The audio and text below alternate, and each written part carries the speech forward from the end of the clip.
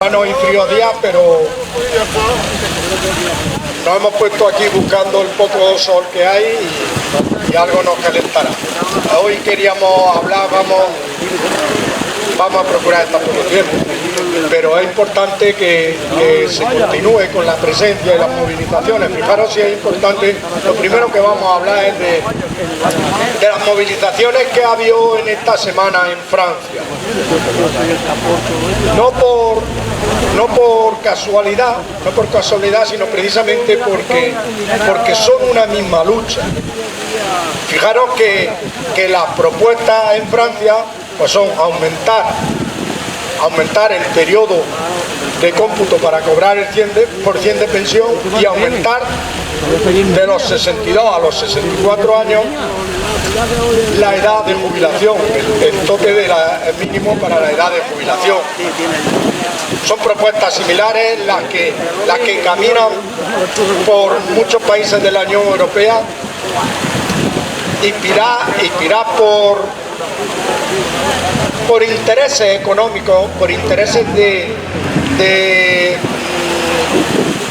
que las pensiones públicas cubran solo una parte, las pensiones públicas sean, y el sistema público de reparto, un sistema por ejemplo como el francés, que es un sistema potente de pensiones de los europeos. Hay distintos sistemas en países europeos, pero el sistema francés es un sistema potente, parecido al español, pero un sistema mucho más potente, sistema de pensiones públicas de reparto.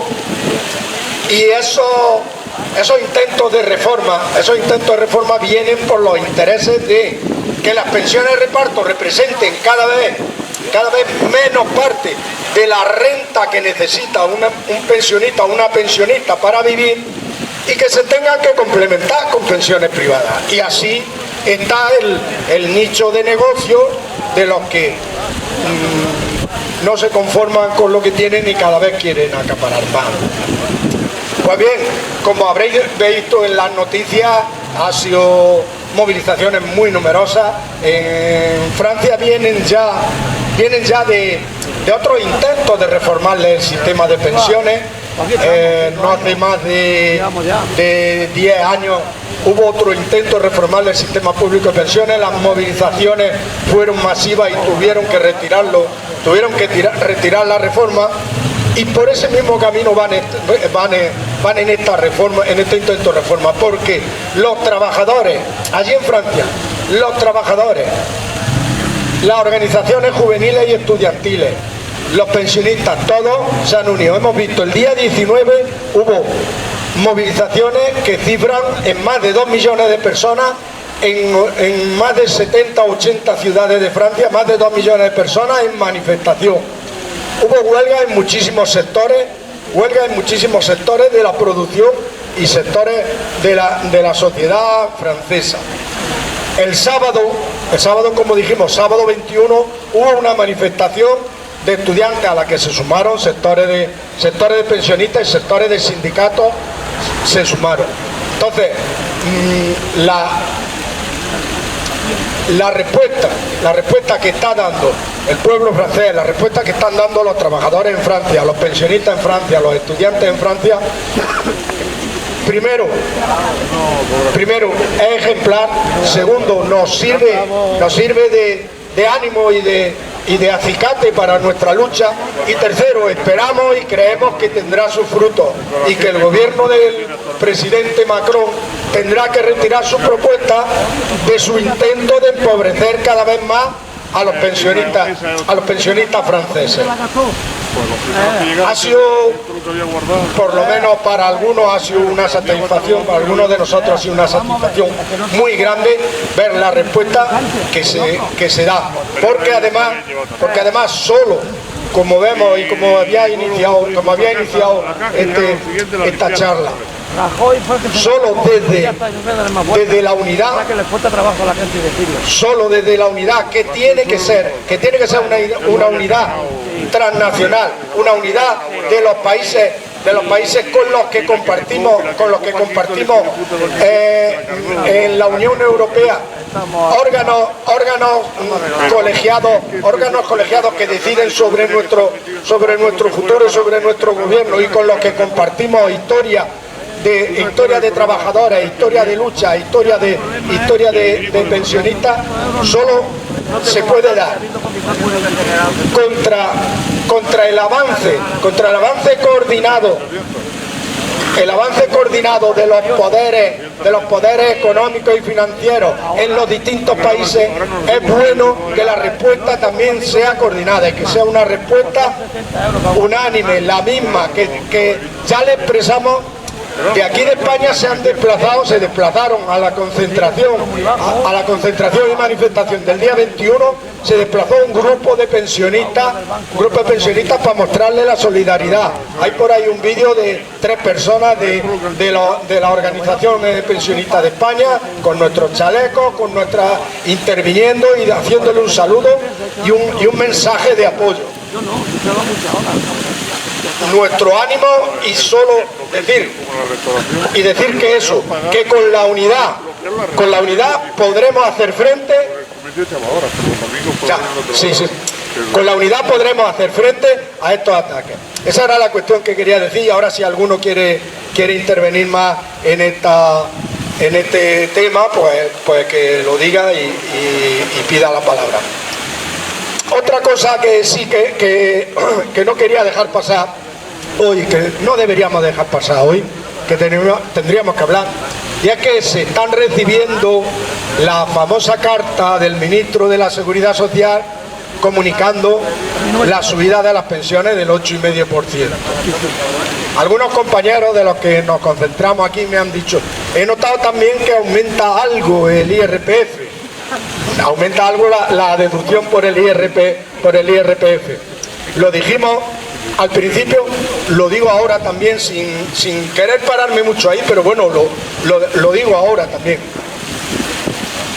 La forma de mantener, habréis oído hablar de la deflactación de las escalas y de las tablas para cotizar, o sea, para tributar por el IRPF. La deflactación significa, vamos a ver cómo lo explico simple para no entenderme mucho.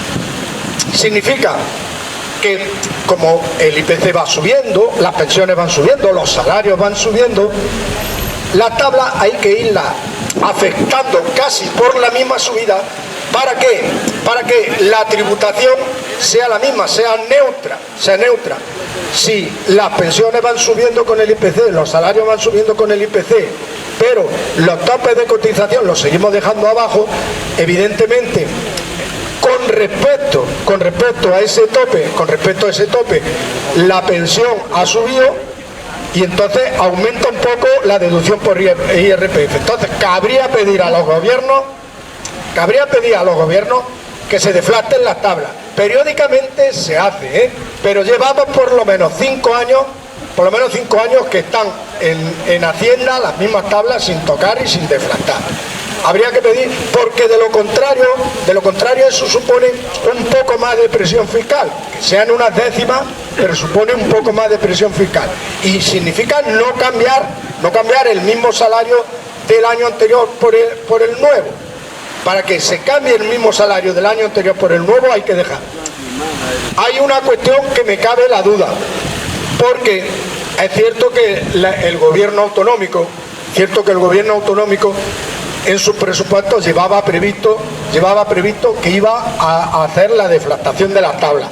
Hay 2 tramos, en el impuesto sobre la renta hay 2 tramos, el tramo estatal y el tramo autonómico, repartió al 50%.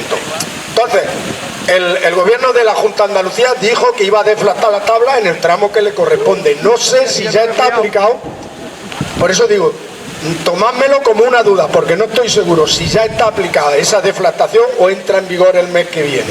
No lo sé, lo observaremos y tal vez el lunes que viene, si tengo mejor información, os la puedo dar. Ahora mismo no la puedo dar. Pues bien, decíamos,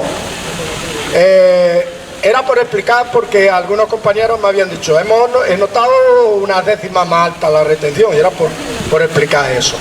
lo propio sería deflactar las tablas. ¿Para qué? Para que sea neutra la tributación. Cada uno tribute por más o menos por la misma carga fiscal que tenía antes y no con el mismo sueldo en teoría, con el mismo sueldo, porque lo que ha hecho es cambiar el sueldo de 2022 por el de 2023, afectado por el IRPF, o sea, por el IPC, afectado solo con el IPC, no con el mismo sueldo, tenga un poco más de presión fiscal. Eso por un lado. Por otro lado, lo importante de la carta. ¿Os acordáis de las otras cartas? ¿Os acordáis de las cartas de la ministra Fátima Báñez para comunicar que nos subían el 0,25%, que en algunos casos eran 0,40 céntimos? ¿Os acordáis de aquella? Pues bien, algo ha cambiado. No todo lo que quisiera todo el mundo, y no se está nada de bien, de decir, bueno, es que estamos muy bien. No estamos muy bien, pero imaginaros cómo estaríamos si no se hubiera cambiado la ley que había de la reforma del Partido Popular, de 2013, y con esta inflación tan galopante nos subieran ahora primer año y recibiéramos la carta de que nos subían el 0,25%. Algo hemos cambiado, algo se ha mejorado. Los objetivos que nos propusimos hace 5 años cuando las movilizaciones de los pensionistas dijeron ya está bien, hasta aquí hemos llegado, esto no puede ser, empobrecer cada vez más a los pensionistas, los objetivos no se han conseguido, pero algo se consigue y algo se va consiguiendo. Pero no es más que cambiar, como decía antes, no es más que cambiar el salario o la pensión de 2023 por la de 2022, porque si han subido el 8,5% las pensiones es porque el IPC medio del año anterior acabó en el 8,5%. En teoría estamos cambiando la misma pensión por la siguiente, manteniendo el mismo poder de compra. Y encima hay una cuestión a la que hay que tener mucho cuidado y hacer mucho ojo, y la que exigimos de los gobiernos, que ojo y que pongan mucho ojo a esta cuestión que quería yo ahora nombrar, que todos la sabéis, pero conviene debatirlo aquí públicamente. Los precios de los alimentos, el año pasado, cuando se ha cerrado el 2022, paradójicamente han subido el 15%. La cesta básica de la compra de personas mayores y pensionistas fundamentalmente se compone en su mayoría de los alimentos. Entonces, no es gratuito pensar que aún con ese 8,5% de subida, va a haber gente que no va a notar tampoco mejora, sino que incluso va a notar un poco de pérdida de su poder adquisitivo, porque cuando acuda a comprar los alimentos básicos, lo que compone la mayoría de su cesta de la compra, eso junto con el mantenimiento del hogar, mantenimiento de luz, calefacción y resto, compone básicamente su cesta básica de la compra, pues lo va a notar. Lo digo porque no hay que desatar la euforia, pero situar las cosas en su justo término. Habíamos empezado diciendo que si nos imaginábamos si nos subieran el 0,25%, estaríamos muchísimo peor. Pero hay que valorarlo en su justo término. Y cabría pedir a los gobiernos que con la herramienta que tienen a su alcance, ya lo debatimos aquí una vez y decía un compañero, sí tienen alguna herramienta, porque a pesar de que estemos en una economía libre de mercados, donde los precios no se fijan por un real decreto todos los meses o todos los lunes, pero los gobiernos tienen herramientas para influir en los precios, en los mercados, y sobre todo en lo que supone los alimentos básicos. Lo hemos visto con la electricidad. estamos en una situación reciente de intervención de los gobiernos en la electricidad, pero es que hemos notado también los efectos. Ha surtido su efecto. Y ¿por qué se actúa sobre la electricidad? Porque estaba cogiendo unos precios desorbitados por subidas especulativas del gas, y por el modo de fijación de los precios, y resulta que la energía es básica para la vida de la gente, y si dejas que la energía se te desboca como se está produciendo ahora, se desboca el resto de los precios. Pero es que en los precios de los alimentos asistimos a que las industrias distribuidoras de alimentos y las grandes empresas distribuidoras de alimentos, asistimos que justo en el año pasado, han tenido unos beneficios desorbitados. No obedece todo a trasladar a los precios de los alimentos, no obedece a trasladar los costes que tengan de producción, no obedece a trasladar los costes que hayan tenido de energía, no obedece una parte de eso obedece al interés de aprovechar el momento, y aprovecho el momento de que sube la luz, aprovecho el momento de que sube no sé qué, y resulta que subo de una manera mucho más desproporcionada los productos que yo vendo.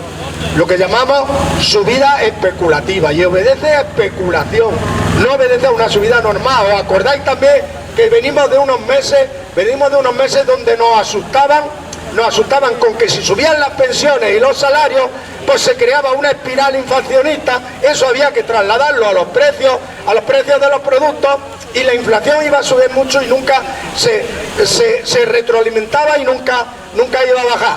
Pues bien, los salarios, como hemos mencionado muchas veces, los salarios, por desgracia, han subido el 2,6%. No podrán decir que esa subida del 15% de media en los alimentos es porque a los trabajadores que tenga cada industria le ha tenido que subir mucho, porque en teoría la subió de media un 2,6%. Entonces, ¿dónde está el resto? En la energía, en la subida de la energía, vale, pues tampoco, porque la energía hace un año estaba carísima. La energía lleva mucho tiempo bajando, no se está notando en los precios de los alimentos. Entonces hay que decirle a los gobiernos que las medidas que tengan a su alcance, porque de lo contrario va a haber gente, y pensionistas en concreto, que somos los que nos reunimos aquí, y de los que más nos preocupamos y nos tenemos que preocupar por una sociedad más justa y con mejores condiciones de vida para todo el mundo, pero especialmente para los pensionistas, que somos los que nos hemos reunido aquí, los que decidimos movilizarnos. Y pensionistas que cobran pensiones mínimas, ahora mismo hay pensiones, 3.200.000 pensiones. El año pasado estaban por debajo de 721 euros. Este año, con la subida, tendrán una subida de 50 o 60 euros. Pero es que esos 50 o 60 euros se los comen los alimentos, se los come esto. Y resulta que, a pesar de que el espejismo de que parece una subida muy grande, se le están empeorando las condiciones de vida a esas pensiones y a esos pensionistas. Y los gobiernos tienen que influir, como han influido en el precio de la energía. Como digo, hay que denunciar la política del que tiene un poder sobre el mercado, las empresas que tienen un poder sobre el mercado porque operan 3 o 4 o 5, casi el 100% del mercado, y no funcionan con esa libre competencia que dicen, funcionan casi en oligopolio, ejercen un poder sobre el mercado y no obedecen la subida a los costes reales, no obedece al traslado de los costes reales las subidas que están teniendo. En concreto, me quería fijar en los alimentos, pero en otras cosas. Hay quien dice, muchas veces lo habréis oído, la teoría de la pluma y la teoría de la pluma y ¿cómo era? La teoría del plomo y la pluma. No, el cohete y la pluma, perdona. La teoría del cohete y la pluma. La teoría del cohete y la pluma se emplea para esta subida. Me suben a mí la energía, me sube la luz, a la mañana siguiente ha subido la gasolina, a la mañana siguiente ha subido el pan, a la mañana siguiente ha subido todo. Lleva 3 o 4 meses, entonces suben los precios como un cohete. lleva 3 o 4 meses bajando la gasolina, bajando la luz, bajando todo, y los precios están ahí como una pluma manteniéndose y no bajan. Esa es la teoría del cohete y la pluma. Sube como un cohete, pero qué poca repercusión tiene cuando baja, ¿eh? Sobre eso sí que pueden influir los gobiernos a través del mercado de la Comisión Nacional del Mercado de la Competencia, a través de las inspecciones de los ministerios para que se cumpla la ley de la cadena alimentaria. A través de muchas cuestiones los gobiernos pueden influir, y desde aquí hay que hacer una petición a los gobiernos, cada uno en sus competencias, para que influyan y que nadie especule con alimentos, con energía que hace falta ahora para la luz, que hace falta ahora para la calefacción de los hogares, que nadie especule por su ansia de acaparación y esté dificultando cada vez más la vida de las personas y la vida de los pensionistas. Yo, si queréis, lo dejo aquí ahora y luego, si acaso, hablamos más. Deja, ¿quién tiene el micro? Paco, déjale a Antonio.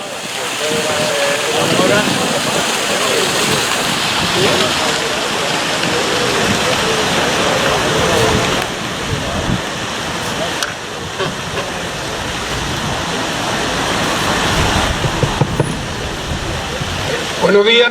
Dice, y tiene razón,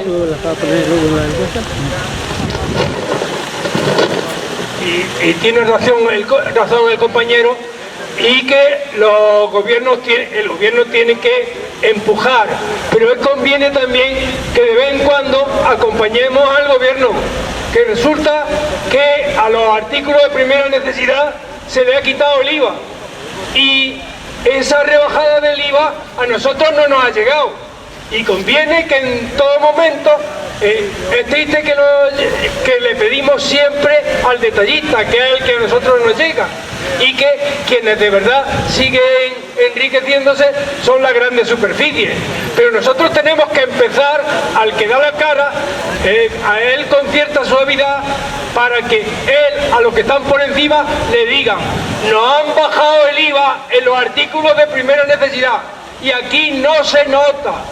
Tenemos que exigir que se note de verdad, y luego porque siempre tenemos que insistir en las tres cosas que nos están afectando nuestro peligro y nuestra supervivencia, que son fundamentalmente el tema de la banca. La banca en España es especialmente agresiva. Es la que más puestos de trabajo está quitando, hasta el extremo de que ha quitado el triple que en cualquier país. En cualquier país hay 3 veces más oficinas bancarias y 3 veces más empleados que en España. Luego también está y sigue el asunto de la privatización. Decimos que no se tome como instrumento de juego, porque dice jugar a la bolsa, con la riqueza de la alimentación y todo lo que eso conlleva. ¿Y por qué decir luego, pues permanentemente, el tema de la sanidad, que es donde la privatización se está notando más?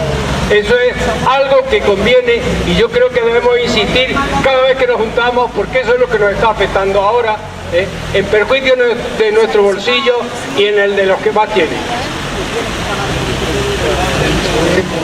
Sí. ¿Alguien más?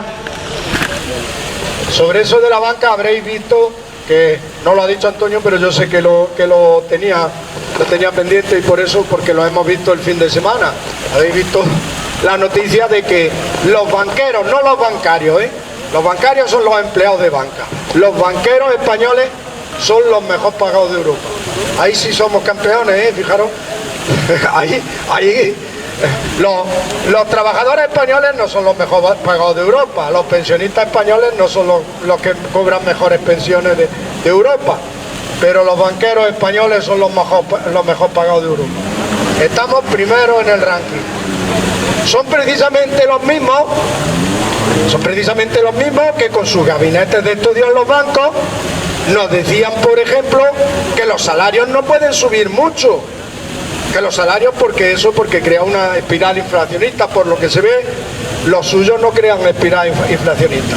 Fijaros que daban los datos de que entre los 10 banqueros mejor pagados de Europa había 6 de bancos españoles, y daban que a la cabeza uno de un banco español con 14,6 millones de euros al año.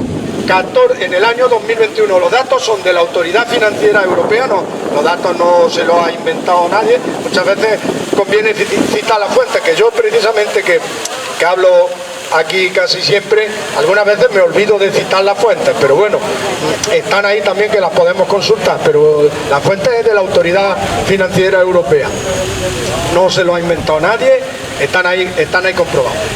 Fijaros, yo qué sé, yo es que algunas veces cuando leí la noticia estaba en mi casa sentado y digo, es que ni se me ocurre pensar en esa cantidad, porque como nosotros pensamos en nosotros, ¿cómo se nos va a ocurrir cuánto es 14,6 millones de euros? ¿Cuántas vidas tiene que trabajar una persona en una mina? ¿Cuántas vidas tiene que trabajar una persona repartiendo ahora paquetes para Amazon? ¿Cuántas vidas tiene que trabajar una persona en un hospital? ¿Cuántas vidas tiene que trabajar para juntar 14,6 millones de euros? Ni que naciera 3 veces junta 14,6 millones de euros. Y luego el miedo y lo que va a hundir la economía son, si le sube una décima o si le sube un punto o 2 puntos más, los salarios a los trabajadores. Eso es indecente, indecente que con sus gabinetes de estudio los grandes bancos, replicados por los medios de comunicación que le hacen el servicio y los cuales son propiedad de esos mismos bancos, en el Consejo de Administración, la propiedad de esos mismos bancos, es indecente que con esos gabinetes de estudio nos intenten convencer con un estudio que parece muy sesudo de que si se suben, de que si se suben los salarios 3 puntos más, se va a hundir la economía. Se hunde la economía, se pierden empleos, se cierran empresas. La hecatombe, los mismos gabinetes de estudio que no tienen ningún problema en los salarios indecentes de los banqueros. Y otra pregunta que lo hemos mencionado aquí muchas veces, porque es amigo nuestro, pero hay que seguir mencionándolo. ¿Dónde está el señor Hernández de Cos, el del Banco de España, con los sueldos? Porque no para de sacar cada 2 meses o 3 meses, no para de sacar cualquier artículo metiendo miedo que se hunde todo si suben los salarios mucho o si suben las pensiones mucho. Cada 2 meses toca un artículo o una conferencia del señor Hernández de Cos, que va a tal lado, a cual lado, unas declaraciones del señor Hernández de Cos o de los gabinetes de estudio a su servicio del Banco de España. Pues bien, el Banco de España tendrá algo que decir de que los banqueros españoles sean los que más cobran de Europa, no correspondiendo con la economía real del resto del Estado. Desproporcionadamente a lo que ya hemos dicho son los sueldos de los trabajadores españoles, las pensiones de los pensionistas españoles. Se ve que tenemos a las personas más inteligentes de Europa dirigiéndonos en los bancos y hay que incentivarlos bien. Habrá que incentivarlos muy bien. Era esa reflexión, yo creo que lo habéis visto casi todo y vamos, bueno, decía que es indignante que luego, pero fijaros, es que no tardaremos mucho en ver en los medios de comunicación cualquier recomendación de eso, de el gabinete, Funcas es una fundición, una fundición queríamos aquí, teníamos aquí en Linares muchas, pero ya no tenemos fundiciones. Una fundación de las cajas de ahorro y las entidades financieras Funcas, no sé qué. No tardaremos mucho en ver un artículo metiéndonos miedo con que se van a perder empleos o se van a cerrar empresas si suben las pensiones o si suben los salarios. No tardaremos mucho en verlo. No se les cae la cara de vergüenza, no os preocupéis que no se les cae la cara de vergüenza. Nos lo van a seguir diciendo. Y como tienen muchos altavoces para replicarlo, pues van a poco a poco hacer calar en la mente de la gente que si suben los salarios se cierran las empresas, que si suben las pensiones se hunde el sistema público de pensiones. y hacen calar como la gota, van metiéndolo y hacen calar en la... ¿Por qué? Porque no es extraño, y vosotros, todos nos encontramos muchas veces conversaciones entre gente de nuestro entorno, familiares, amigos, lo que sea, que dicen, es que la subida, es que hay mucha gente, igual que, por ejemplo, es muy fácil hoy, bueno, es que si le dan una paga a la gente del ingreso mínimo vital, aquí todo el mundo tiene paga y se va a hundir tal y cual. También salió hace poco un artículo, me he acordado ahora, lo habréis visto, también salió hace poco un artículo. La renta más alta, el 20% de la renta más alta en España acapara el 30 o 40% de las subvenciones públicas. Viene a través de su empresa, viene a través de bonificaciones en renta, viene el 20% de la renta más alta en España. Lo digo para esas conversaciones que tenemos con los de la paguica, y que todo es una paguica y que la paguica va a hundir España. A todos habrá pasado, a mí me ha pasado, y de gente de mi entorno que me ha dolido mucho, porque te duele que te lo digan y le dices, pero bueno, tú piénsalo bien. Bueno, pues ya lo tenemos con estudios y se publicó, me parece, la semana pasada o cuando sea, ahora si alguno lo vio. Y el 20% más pobre y con menos renta, solo recibe el 20% de las subvenciones. Fijaros que esto incluso contradice el mantra que han conseguido meter en la mente de todo el mundo, que bueno, que los pobres no quieren trabajar y no quieren nada más que una paguica. Pues resulta que los estudios están demostrando lo contrario, que sí existe el ingreso mínimo vital, porque hasta ahí podíamos llegar, que veamos a la gente tirada que no puede ni comer y no seamos capaces. ¿Qué sociedad y qué tipo de sociedad seríamos si no fuésemos capaces de garantizarle un mínimo, y si nos enorgullecemos de ser una sociedad avanzada, una sociedad del progreso? El progreso tiene que llegar a todas las capas de la población, no tiene que llegar solo para uno. Hasta ahí podíamos llegar, y es cierto, y todos lo sabemos. No estoy diciendo, lo digo porque alguno me vaya a contradecir, no estoy diciendo que no hay gente que está recibiendo el ingreso mínimo vital, las pensiones no contributivas, o que no hay gente que va a la Cruz Roja y le dan una ayuda, que no estoy diciendo eso, pero estoy diciendo que contrariamente al mantra que nos tienen metido a todos en la cabeza, resulta que según estudios, el 20% de la gente con más capacidad de renta y con más poder adquisitivo acapara el 30% de las ayudas estatales en España. Eso sí es paradójico, y además eso sí es sorprendente. Eso sí es sorprendente porque yo por lo menos hasta ahora no tenía conocimiento de esa situación con estudios. Y es bueno también saberlo para saber con quién nos estamos jugando la dialéctica cuando intentan engañarnos por todos los medios, en la conversación intentan desprestigiar, ¿qué digo yo? Desprestigiar la solidaridad, diciendo que bueno, que eso es la paguica porque no quieren trabajar. Conviene saberlo, conviene saber de dónde venimos, conviene saber con números y con estudios cómo está la distribución de la renta y cómo está la distribución de las ayudas públicas en concreto, que era de la que estaba hablando. Bueno, ya dejo de hablar porque si no, alguien quiere hablar, quiere la palabra a alguien. Pepe Fuentes el otro día dijo, además muy acertadamente, como nos juntamos todos los lunes, hay veces que los temas son recurrentes. Cuando yo dije, bueno, es que el gobierno no puede intervenir, era con lo de los precios. El gobierno no puede intervenir porque es una economía libre mercado, y él lo dijo muy bien. Dice, no, sí pueden intervenir. Y puso un ejemplo del pollo, cuando la compra de pollo. Pues eso es lo que cabría pedir en esta situación, porque en esta situación con el 15% en los precios de los alimentos, cabría medidas especiales. Ya se ha hecho, como dice Antonio, rebajar el 4% el IVA, pero vemos que el traslado que está teniendo a los precios tampoco es muy notorio. El 4% no es mucho, pero tampoco es notorio el traslado que está teniendo a la rebaja de los precios. Entonces, bueno, si queréis intervenir en algo. Está claro que se está celebrando el encuentro de Davos, Davos es precisamente el sitio donde se encuentran los más ricos del mundo, y que para que parezca algo más social, allí van también los políticos. Pero afortunadamente de vez en cuando hay alguien que se le escapa.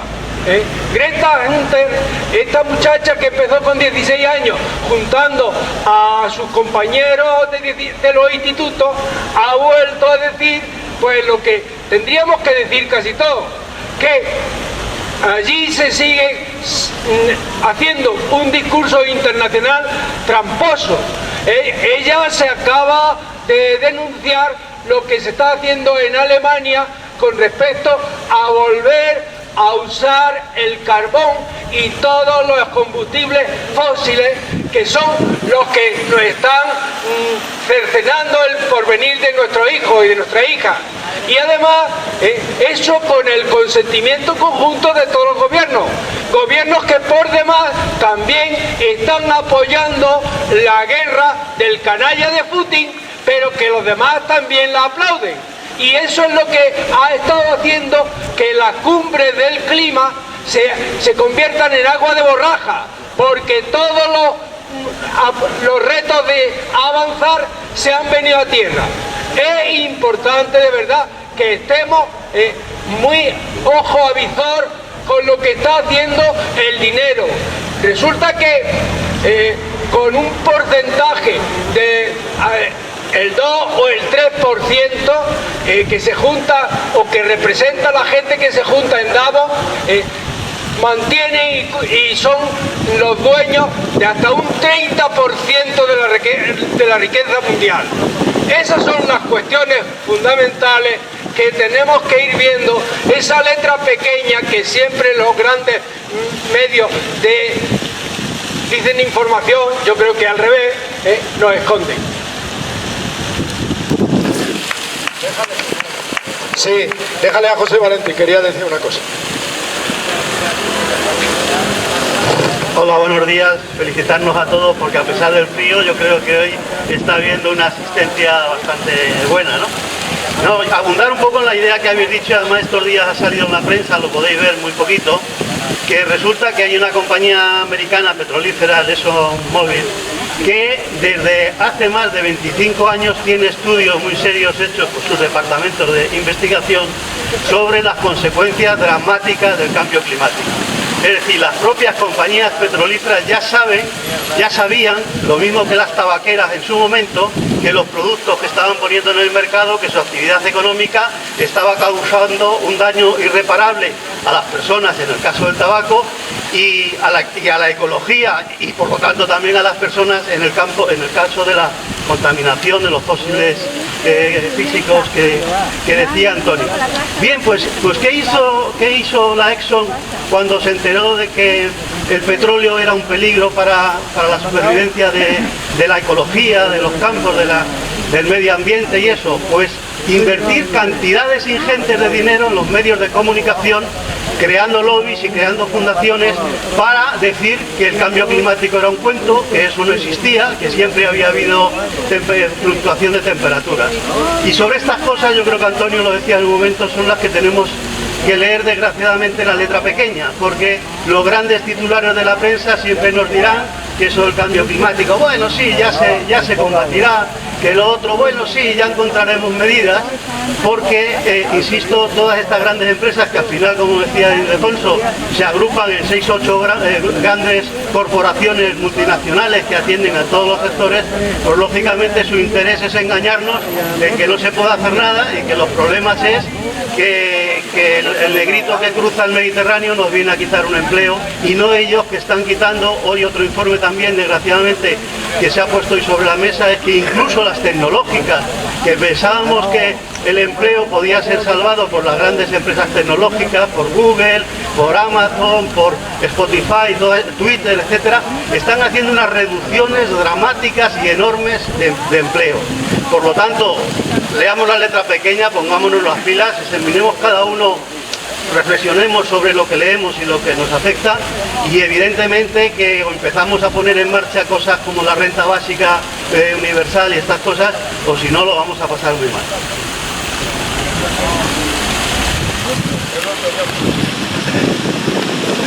Buenos días a todos. Por alusiones... No, esto sí, luego lo demás no.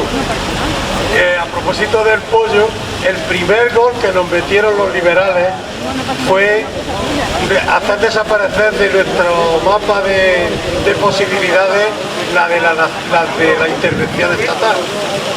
Se intervino el pollo, tuvo resultados, pero llegaron los liberales, delante de los cuales estamos precisamente el que hizo la operación pollo, señor Boyer, y dijeron una y no más San Sebastián, que detrás de esto, Santo Tomás, perdón, y se acabó. Carbón.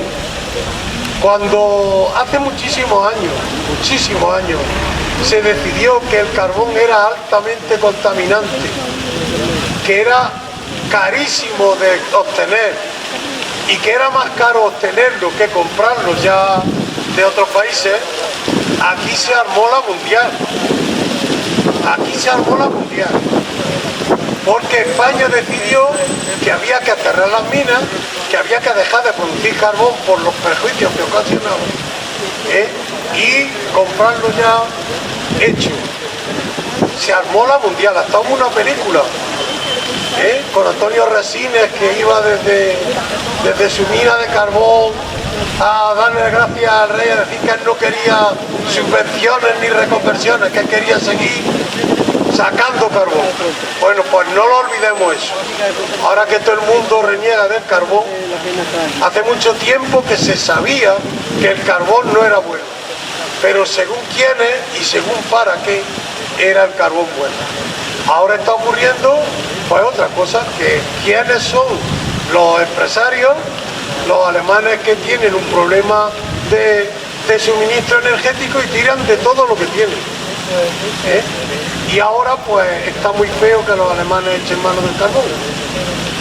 Entonces, como los que echaban mano del carbón eran los mineros que se quedaban sin trabajo, pues todos decíamos, hoy qué barbaridad, que vamos a quitar el carbón cuando tanta gente se va a la calle. ¿En qué quedamos? Si el carbón es malo, no era malo entonces, no es malo ahora y lo va a ser siempre. Segunda cuestión, eso de que los petroleros, las empresas petrolíferas como las del tabaco se están enseñando, hay ahora estudios, siempre se ha sabido que los combustibles fósiles, pues, porque el efecto invernadero no se ha descubierto, mucha gente lo está descubriendo ahora. Los que de alguna manera nos hemos dedicado a ese tipo de cosas, pues sabemos desde el bachillerato el efecto invernadero en qué consistía y quién lo provocaba, y lo importante que era la vegetación y no talar árboles y tantas cosas. Pero es que el petróleo, aparte de ser un combustible, es un material que sirve para sintetizar una cantidad de cosas que ahora son de nuestro uso común. De nuestro uso común, por ejemplo, yo voy vestido de petróleo. Esos impermeables que tenemos, esos plumones que puede caer aquí la mundial y no nos enteramos, eso viene también del petróleo. Entonces la cuestión con el petróleo no es tan simple como decir fuera el petróleo, y eso lo saben los productores de petróleo. Y de nosotros, en el peor de los casos, dejaremos de producir combustible, pero lo que no vamos a dejar de producir es petróleo, porque el petróleo es también una materia prima para un montón de productos que hoy día ya para nosotros son. Yo ahora no podría estar hablando si no fuera por el petróleo. Estaría dando voces, se oye, pero no. Entonces, ¿qué pasa? Pues no hagamos los análisis al día. Ahora tenemos este problema, porque es que ahora digo yo, oye, y el problema de que el otro día se juntó en Madrid, así, de hoy para mañana, una multitud de gente que duplicaba la que nosotros con mucho trabajo y mucho tal juntamos cuando vamos a reclamar las pensiones, eso que, ¿cómo nos lo tomamos? ¿Vale? ¿Cómo nos lo tomamos? Que yo no he necesitado venirse y hacer una reunión, ni hacer una coordinadora, ni nada. Ellos le han dicho, oye, que los de la izquierda que se nos escapan. Vamos, y ahora apareció allí. Claro, yo cuando vi la foto, y no estamos diciendo nada, de eso no estamos diciendo nada. De eso no estamos diciendo nada. ¿Por qué? Pues porque el análisis de las cosas no se puede hacer sobre la marcha, hay que digerirlo un poco. Y nosotros tenemos ahora mismo que digerir que no hemos acostumbrado absolutamente todos que levante la mano quien no tiene coche y sobre todo que levante las dos manos quien no tiene un coche de 20 años y que va a seguir otros 20 años porque ya no se compra un coche. Que levantemos así las manos todos. Y entonces cuando veamos eso y pensemos sobre eso, estaremos en condiciones de hablar de polución, de calentamiento y de todas estas zarambainas, porque el capital, que es pequeño, que acumula mucho, no es ni pizca de tonto. Siembra tranquilamente, le importa tres leches los gritos que demos y que digamos abajo el capital, no sé qué, siembra y nosotros vamos picando y vuelvo al principio de mi speech. El liberalismo aprovechó una intervención del Estado para cargarse las intervenciones del Estado. El capitalismo va aprovechando que somos todos, que nos gusta la buena vida, para irse nos metiendo y ahora el problema está en desprogramar el programa que tenemos. Algunas mentes lúcidas, como mi amigo Antonio, como mi amigo Serafín y como yo, Valentín, perdonad, voy al neurólogo pasado mañana porque tengo un problema que me acuerdo de la primera letra y la siguiente ya no sé nada, pero contigo me ha fallado, me he acordado de la última. Pero en fin, lo que estaba diciendo, mentes lúcidas que dan con los que son capaces de ver el tema, Alfonso, muchos que intervenimos aquí, los que tenemos las narices de estar aquí con la que está cayendo todos los lunes, pues nos damos cuenta, somos conscientes. Pero el problema es que por muy conscientes que somos, por muy concienciados que estamos, no somos capaces de conseguir lo que esta gente consiguió el otro día en Madrid. Es decir, oye, que el martes nos vamos a Madrid y encontrarnos allí, que no cabemos. Oye, que nos vamos a Aranjuez porque no cabemos. ¿Vale? Ese es el problema. ¿Alguien?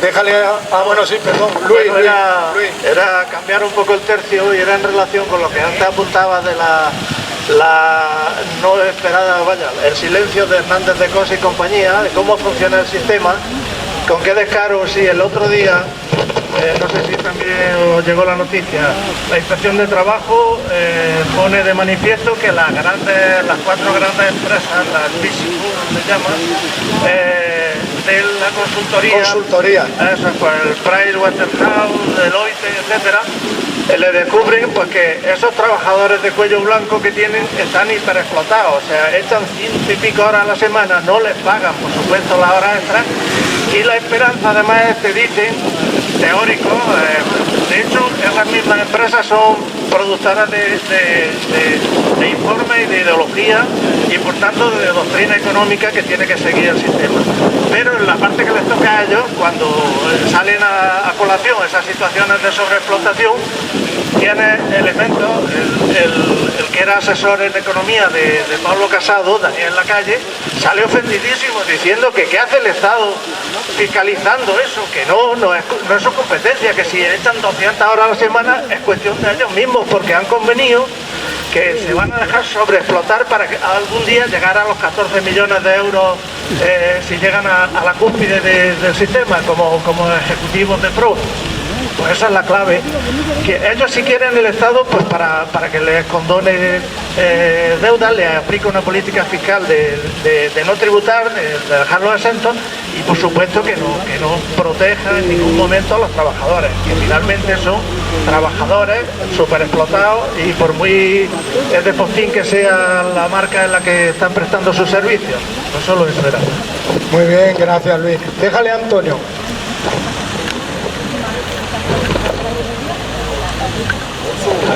Hay una cuestión que me ha sacado mi buen amigo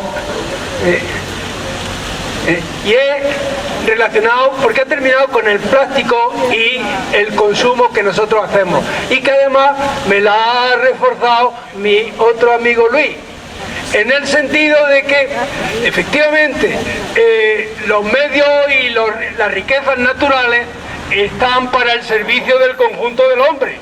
Lo que ocurre que en el camino hay después un uso indebido de esos medios e incluso de la inteligencia, porque efectivamente está bien que se tuviera petróleo si fuera utilizado para no contaminar, si fuera utilizado para la mejora de la vida de las personas en su conjunto, siempre que no ocurriera.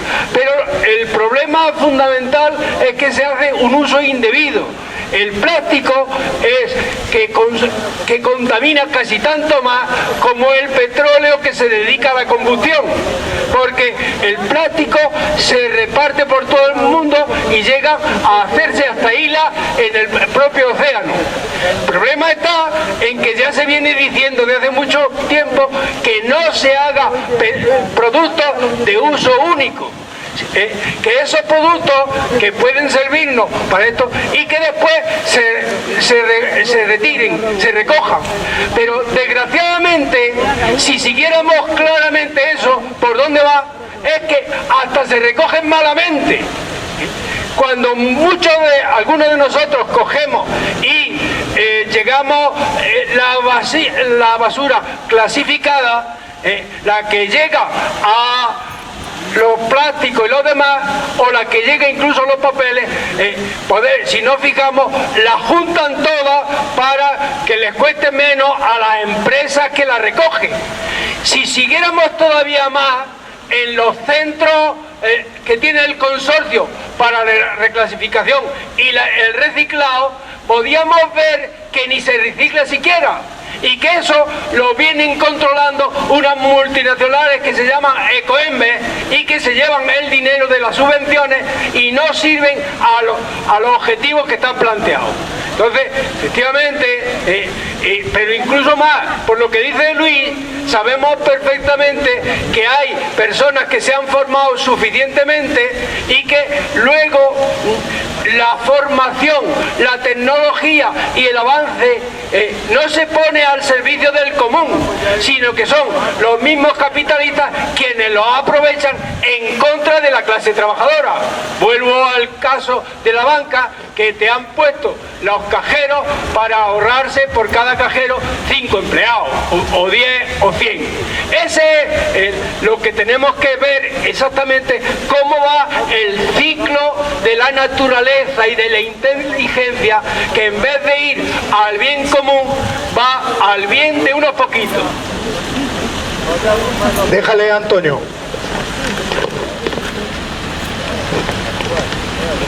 Ya que Antonio ha mencionado lo del plástico, yo voy aquí a decir una cosa, voy a ser muy breve. Ayer mismo leí un artículo que decía que para el año 2050 se espera que va a haber más plástico en los océanos que peces. Y con eso yo creo que ya es lo que habla de el ritmo que lleva la naturaleza. Esperemos que no ocurra, pero ayer lo leí yo eso, que va a haber más plástico que peces, vamos, de aquí a menos de 30 años en el océano. En fin, ¿qué vamos a hacer? Más que eso. ¿Alguien más? Bueno, una cosa nada más. Yo sí quería decir que lo que dice Pepe es cierto. Vamos a ver, no se puede pasar de de una economía que está sustentada en una materia prima y que funciona en base a una energía. No se puede pasar de golpe a otra energía o a que desaparezca directamente esa energía.